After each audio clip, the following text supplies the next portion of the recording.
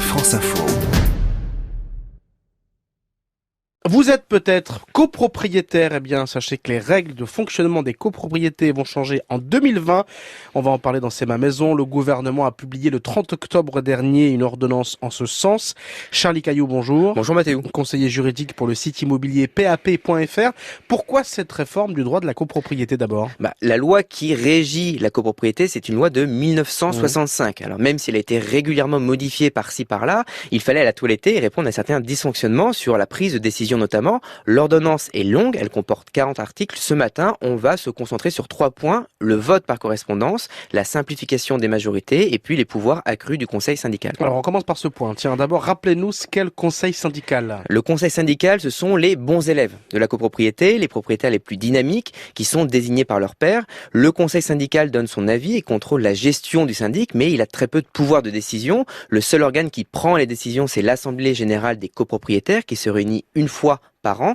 Eh bien, la réforme permet à l'Assemblée générale de déléguer au conseil syndical pour 2 ans et dans la limite d'un budget fixé, le pouvoir de prendre certaines décisions courantes, les travaux d'entretien, de rénovation de l'immeuble par exemple. Donc, les membres du conseil syndical, les fameux bons élèves, prennent du galon et puis il y a les autres, comme on dit, ceux qu'on ne voit jamais à l'Assemblée générale. Oui, et l'absentéisme en AG peut bloquer le fonctionnement de la copropriété parce que certaines décisions importantes nécessitent une majorité qualifiée, voire l'unanimité, et c'est très compliqué quand la moitié des copropriétaires sont absents.